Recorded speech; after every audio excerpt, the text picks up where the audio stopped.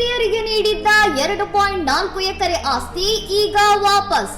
ಚೆನ್ನಾಗಿ ನೋಡಿಕೊಳ್ಳುತ್ತೇವೆ ಎಂದು ನಂಬಿಸಿ ಆಸ್ತಿ ಬರೆಸಿಕೊಂಡಿದ್ದ ಪುತ್ರಿಯರಿಗೆ ಹೈಕೋರ್ಟ್ ಬಿಗ್ ಶಾಕ್ ನೀಡಿದೆ.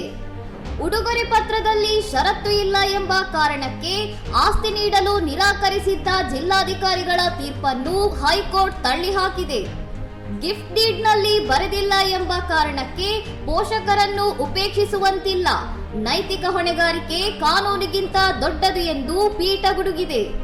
ಪೋಷಕರು ಆಸ್ತಿ ಬರೆಯುವಾಗ ಕಾನೂನು ನೋಡುವುದಿಲ್ಲ, ಮಕ್ಕಳ ಮೇಲಿನ ನಂಬಿಕೆ ನೋಡುತ್ತಾರೆ ಎಂಬ ಕಟು ಸತ್ಯವನ್ನು ನ್ಯಾಯಾಲಯ ಸಾರಿದೆ.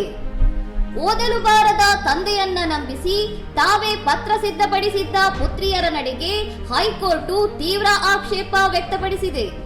ವೃದ್ಧಾಪ್ಯದಲ್ಲಿ ಪೋಷಕರನ್ನು ನಿರ್ಲಕ್ಷಿಸುವ ಸಮಾಜದ ಕ್ರೌರ್ಯಕ್ಕೆ ಈ ತೀರ್ಪು ಒಂದು ಗಟ್ಟಿಯಾದ ಎಚ್ಚರಿಕೆ ಗಂಟೆಯಾಗಿದೆ. ಇನ್ನಷ್ಟು ಸುದ್ದಿಗಳಿಗಾಗಿ ನೋಡ್ತಾ ಇರಿ ಸೌರಂ ಟಿವಿ.